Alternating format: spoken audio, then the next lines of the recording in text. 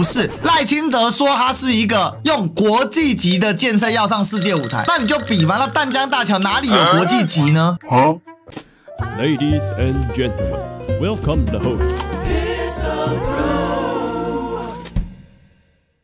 2025年是“十四五”收官之年，5年來，我們踔厲奮發，勇毅前行，克服重重困難挑戰，圓滿完成目標任務。先講14.5日嘛，第14個5年計劃，現在叫做5年規劃。那大陸是這樣，它每5年都會有一個整體的國家的施政的一個規劃的方向。大陸作為一個全世界上唯一一個超10億人口的工業化國家，它的整個的統治的機構，它是實際是落實到社會的最底層的。同樣超過10億人口的國家，只有另外一個叫做印度，印度它的統治就沒辦法貫徹，所以有一個很強的核心計劃，其實對於說整個國家的一個方向跟整體的調動是很重要的。這就像是在隋朝的時候，整個國家的統治集團啊，幾乎是進入一個非常強而有力的狀況。所以你可以看到隋代動不動啊征調民工幾十萬人，同樣的在秦朝也有一樣的狀況。可是呢，一樣作為一個大一統的帝國，秦朝之後的漢朝，隋朝之後的唐朝，他們對於國家的這個調動能力啊，就不弱前面那個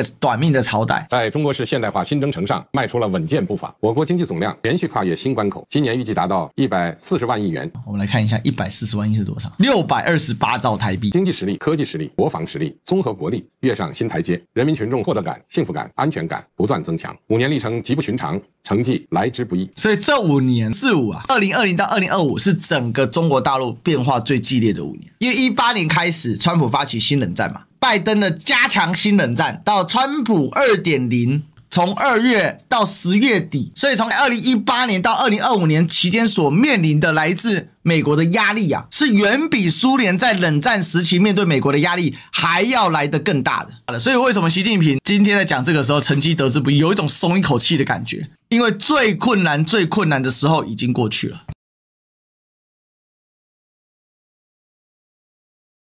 大家拼搏進取，耕耘奉獻，鑄就了欣欣向榮的中國。所以呢，全部一起努力才能有所突破。我向每一位辛勤付出的奮鬥者致敬。這一年令人難忘的是，我們隆重紀念中國人民抗日戰爭及世界反法西斯戰爭勝利80周年。93閱兵，而且你看到放這個畫面，這是像93閱兵的老兵，後面是誰？普丁，還有金正恩。設立台灣光復紀念日。關鍵設立台灣光復紀念那一天，我人在上海。今年台灣就只提這麼一段，好，今年台灣就只提那麼一段。國之盛典，威武雄壯，勝利榮光，永載史冊，激勵中華兒女銘記歷史，緬懷先烈，珍愛和平，開創未來。為什麼要設立這個紀念日？代表我把這件事情記在心上，然後我也展示了國家的雄壯、威武跟繁榮。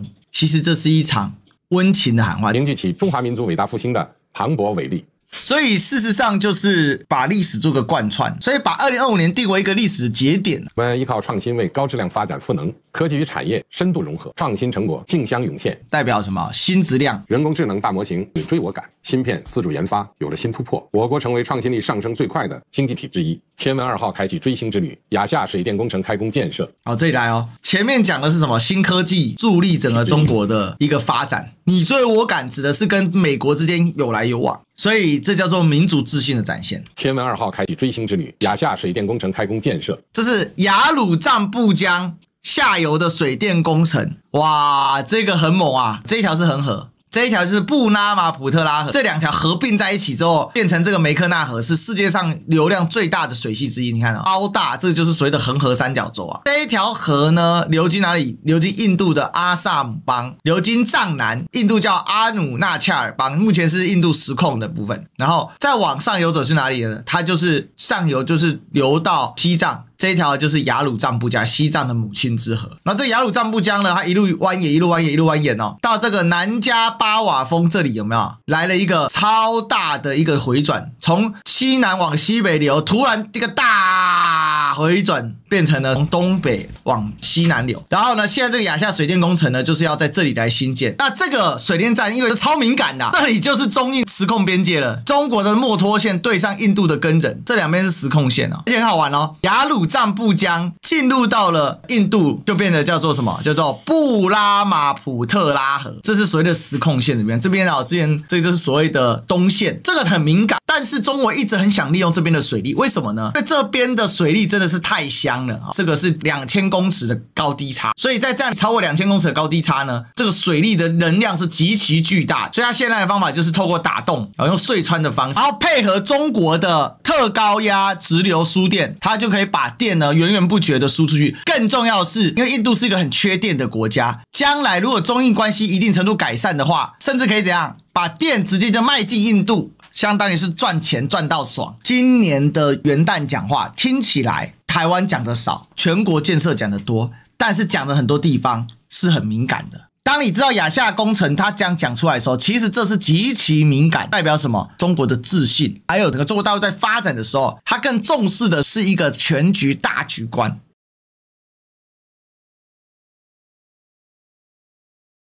首艘電磁彈射型航母正式入列，人形機器人亮出功夫模式。這個最近王力宏演唱會很紅，就是讓機器人可以跳翻滾。無人機演繹絢麗煙花，創新創造催生了新質生產力，也讓生活更加多姿多彩。所以新質生產力不僅把傳產往新的產業方面去發展，並且讓你跟生活做了一個結合，這是中國未來的方向，也就是進行產業升級。大家知道啊，創造經濟增量啊，它有2種模式嘛。一種是在既有的基礎上加大投資嘛，另外一種是創新的產業。那既有基礎上加大投資的話，你能夠增長出來的，除非增量需求非常的大，否则的話你在既有基礎上加大投資，不見得會帶動市場的整個擴大，那也可能出現產能過剩。可是，在新的科技方面的擴增呢，這個美國已經玩過好幾次了。90年代的時候網絡嘛，所以才有2000年的網絡泡沫嘛，然後現在的 AI 嘛，所以這個新質生產力就在配合這個。我們以文化滋養精神家園，世界遺產在天心園，悟空和哪吒風靡全球。哪吒是那個電影，古韻國風成為年輕人眼中的頂流審美。這倒真的，我們去到各個地方都有穿漢服的人，不管是小姐姐，男生也有不少在穿。傳統與現代交融，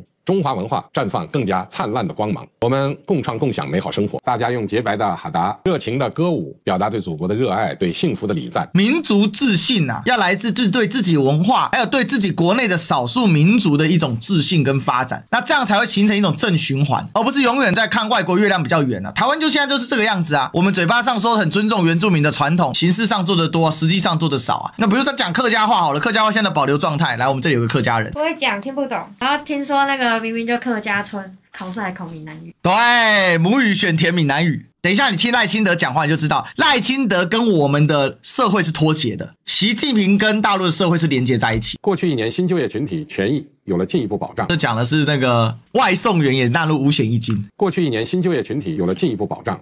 然後這個東西還被八九拿來笑，超智障。最好笑的是，我們台灣也在推外送員法，也要把台灣的外送員納入勞健保。適老化改造給老年人帶來方便。適老化改造是什麼？其實就是我們台灣講的長照3.0。育兒家庭每月多了300元補貼，育兒家庭多300元就是1200塊，還不多啦。台灣現在給的還是多了一點。哎，我就問嘛，對岸做的跟台灣做的有什麼不一樣？習近平講的跟我們台灣社會所主觀期待的有什麼不一樣？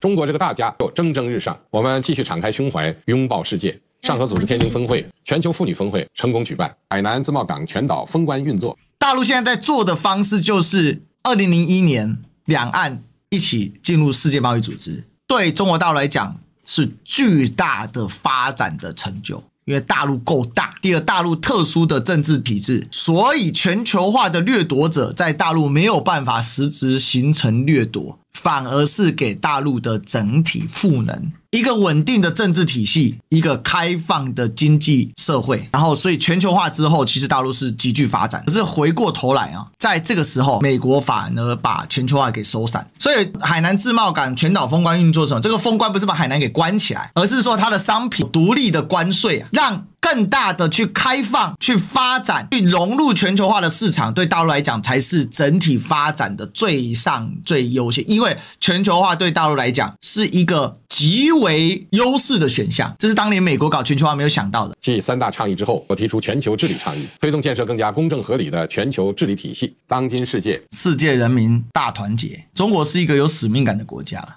也就是讓全世界呢同步發展起來。為什麼全世界同步發展起來？靠的還是全球化。全球化對中國啊，無異於就是什麼？講白了就是新天下觀嘛。這是我觀察出來的。這其實是本質於中國原本的歷史文化的特色脈絡。5000年的發展嘛。但是中國成為世界的中心是什麼時候？理論上應該是2000多年前，從秦朝到漢朝，尤其是漢朝開始。當漢朝開始打天下的時候，包含西域啊什麼，然後達到鼎盛，第一波的鼎盛時期是什麼？是在兩漢的時候對西域的侵略嘛。两岸同胞血濃於水，祖國統一的歷史大勢不可阻擋。那為什麼特別提兩岸同胞血濃於水？講白了就是還是那個通關密語嘛。台灣人在大陸要暢行無阻，包含自己是中華民族，這個是馬習2會當中所構建出來的通關密碼。讓我們拿出躍馬揚鞭的勇氣，激發萬馬奔騰的活力，保持馬不停蹄的幹勁。新年的旭日即將升起，祝祖國山河壯麗，大地豐饒。那當然，台灣人會特別重視的，其中還是關於裡面提到台灣光復、統一大事等等哦。我必須說，今年所佔的篇幅非常非常的小，其實對台灣人的期許啊，我認為習近平還是非常深的啦。我相信啊，習近平是有看到像館長所帶動的這個兩岸交流的風氣啊，也有看到我們大家為兩岸交流在奔走的人。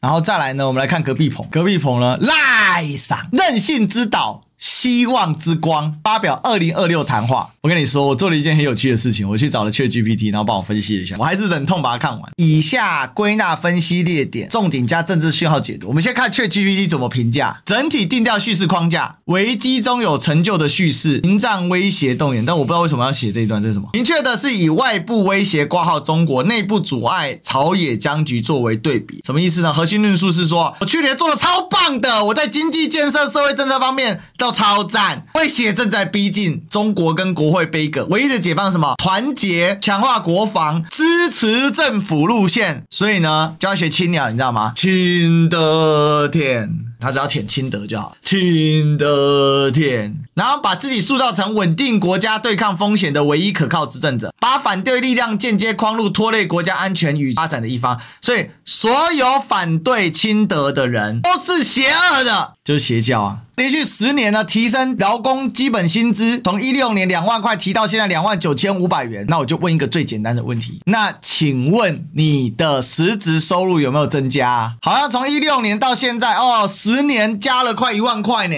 那我就問了，那物價漲多少啊？6坪在台北市區11000塊。在賴清德他覺得他的治理之下呢，台灣一片欣欣向榮，老百姓一片安居樂業。然後最屌的是，桃園機場第3航廈北廊廳啟用，媽的要剪彩，你第3航廈就整個第3航廈都通好不好？第3航廈就還沒有蓋完，然後北廊廳啟用，這個也可以當做它很大的政績。經過40年等待的國際級建設淡江大橋，終於在主橋到紅龍今年要全線通車了。不僅是打通北部重要交通樞紐，也讓台灣再次以國際級建設躍上世界舞台，太棒了！我就在等賴桑這句話，你知道為什麼嗎？我跟你說，這個是多麼的自信講出這種話。世界級，哎呀，來，世界級建設，世界橋樑看中國，中國橋樑看貴州，貴州北盤江到谷底垂直高度565.4米。好驕傲啊！從海洋到太空，將家門到國，我們行動證明啊！只要堅定團結，沒有台灣人到不了的地方，沒有達不成成就。這個亮眼屬於每一個台灣人。我當然覺得台灣人有自信是很好，但是用這一種夜郎自大的方式自信啊，是可悲的。然後他說啊，落實照顧投資未來啊，健康台灣生根計劃成立了100億規模的癌症新藥基金。好，請問一下，100億規模的癌症新藥基金到底研發了什麼？運動部投入248億預算，那請問運動部的具體的目標是什麼？就只會講投錢，當然多鼓勵青年到海外圓夢，那是好事哦，這個要稱讚他一下。再來，即使挑戰不斷，克服了什麼？新的一年4個總目標：第一，更安全的韌性台灣。所以呢，繼續強調，我們怎樣啟動了反滲透第17項國安策略哦，所以共諜都在民進黨，加速國安司法修法，透過8年1.25兆的特別預算來提升戰力，壯大國防產業。今年我們要一一來執行了，什麼意思？他就是要弄到，他要把這個預算給弄過去才行，他就是硬幹。幹到搞那些基金，搞那些藥，結果台灣大缺藥，笑死。然後呢，你看咯，新的一年我要再次呼籲，面對中國嚴峻的軍事野心，台灣沒有等待時間，更沒有內耗時間。我們可以有許多議題不同的看法，但沒有強韌的國防就不會有國家，更不會有我們彼此爭辯的空間。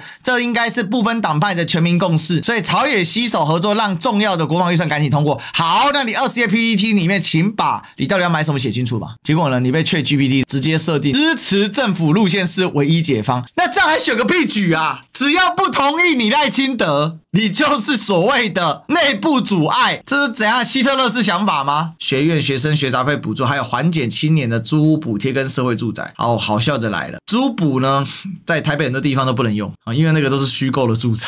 或者是頂樓加蓋，或者是非法隔間等等等等，所以基本上租補在這邊都很難用。社會住宅呢，基本上新建的很有限。他很囂張的說：“你看，我們的總資產130兆元，10年成長7成，那社會財富沒有增長7成，但是金融業的資產成長7成，請問什麼意思？”這意思就是說，金融業高度吸納了大量市場的資本嘛，資本都高度的集中到了金融業手上嘛，請問這是好事嗎？